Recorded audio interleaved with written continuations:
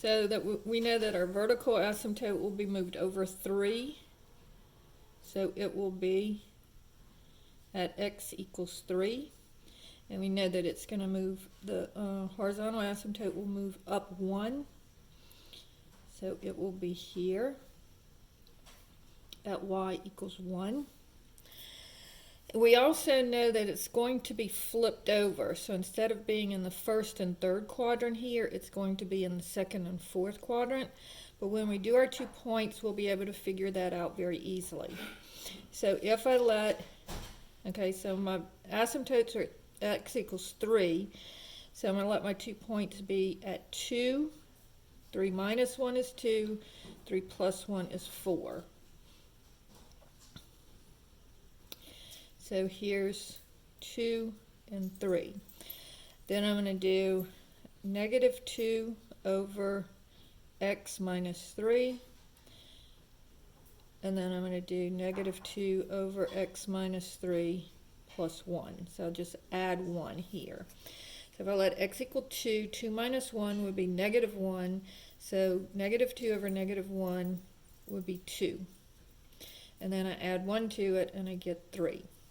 And then this one says 3 minus, I'm sorry, not 3, 4. 2 and 4 should be my 2 points. So 4 minus 1 is 1. So negative 2 over 1 would be negative 2. And then add 1 to it would be negative 1. So that gives me the point. Here's my x, here's my y. So when x is 2, y is 3. So 1, 2, 3. That's here. And so it's going to look like this. And I could, if I wanted to, also find my y-intercept to figure out what that is. So let's go ahead and let x equal 0 as well. So that would be negative 2/3. And then plus 1.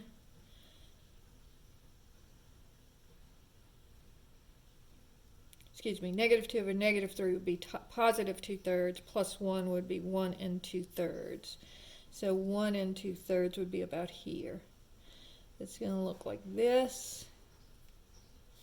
And then when x is 4, y is negative 1, so that's down here. And so that would look like this. All right? And so basically it still looks like a boomerang, but notice it's flipped over. And it's also multiplied by 2, so that means it goes up a little bit faster. Okay? Let's do a volcano now. So if we have f of x is equal to, and I write it this way so we can look at it, 1 over 2 times x minus 1 squared, and then plus 2. All right? Now, you want to think of this as 1/2 over x minus 1 squared plus 2. So you see that that is a stretch, or excuse me, a compression. All right, so first parent function is 1 over x squared. And then the shape is going to be a volcano. And this one is not turned over because notice there's no negative, but it is going to be compressed. Then we look at our shifts. So our shift is going to be over when x minus 1 equals 0, x is equal to 1. So it would be over to the right 1, and then up 2. And so drawing that one, I'll have over 1. So my new vertical asymptote will be x equals 1, and up 2, 1, 2. So my new y-intercept will be y is equal to 2. And then I know that it's going to be in this quadrant and this quadrant. All right, so if x is 1, to find the point here, let's let x equal 0. So 1 minus 1 would be 0. 1 plus 1 would be 2. So then I'll do 1 over x minus 1 squared. And then I'll do 1/2 times that. and then I'll add the 2. Okay, so first, 0 minus 1 is negative 1, but when I square it, it's 1. So this is 1 over 1, which is 1. Take half of that, and then add 2, so 2.5. So at, excuse me, this is y is equal to 2. So at 0, it's up here at 2.5, so it's going to look like this. And then again, if I let x equal 2, I'll have 1 over 2 minus 1 is 1, and 1 squared is 1, so 1 over 1 is still 1, times a half is a half, and then plus 2 is 2.5. So over here, when x is 2, y will be 2.5. And so I still have the look of the volcano, and as you can see, it is going up slower because of the 1/2, but because we plotted these 2 points, it takes care of that.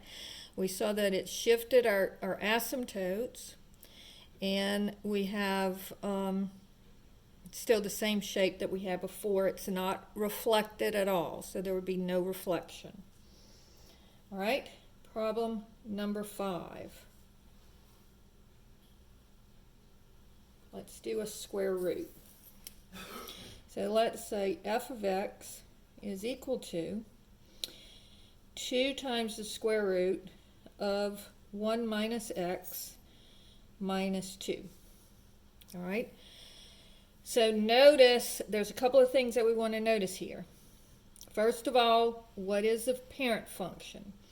So that would be if I let this off, I leave this off, I leave this off, I just have the square root of x. And then the shape of that is the square root function.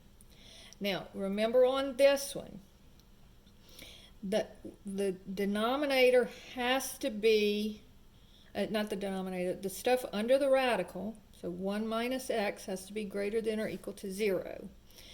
So that says if I subtract, well, actually, let's subtract add the x to both sides. I get 1 is greater than or equal to x, and then I rewrite this one so that the x is on the left-hand side, and I get x is less than or equal to 1.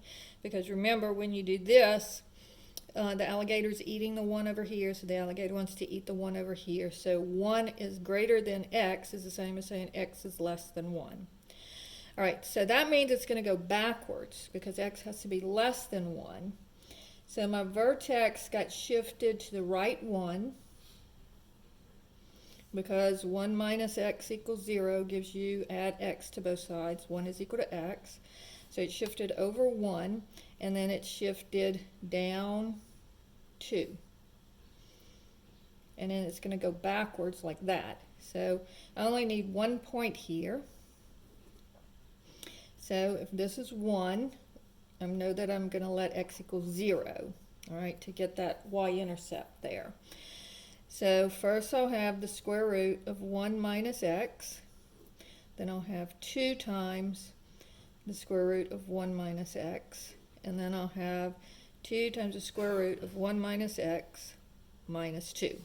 All right, so here I'm just going to plug the number in. 1 minus 0 is 1. Square root of 1 is 1. Then I multiply that by 2. And then I take that value and I subtract 2 from it. So it'll be 0. So it'll go through the point 0, 0. And I know that it looks like a half of a sideways parabola, but because of this, it's going backwards. So it's going to go like that. All right?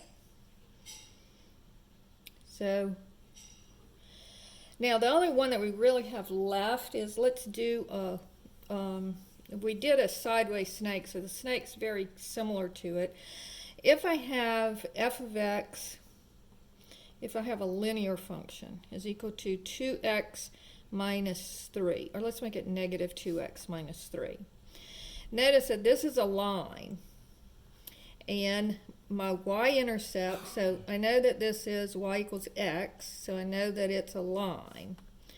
And usually it's a line, 45-degree line, but because of the negative 2, it's going to be reflected and stretched. But notice it shifted down 3. So I can do this as y equals mx plus b, or I can do it the same way that I've done these transformations. So I'm going to go down 3, and so my new point that used to be the origin would be here at -3, so my y-intercept is now at -3. And then because it's a line, I really only need 1 point, so let's let x equal 1. And so -2x, and then -2x minus 3. So -2 times 1 would be -2, and then subtract 3 would be -5. So over 1 down 5. Or I could say my slope is -2 and go down 2 and over 1. So either way is fine, but that gives you your 2 points.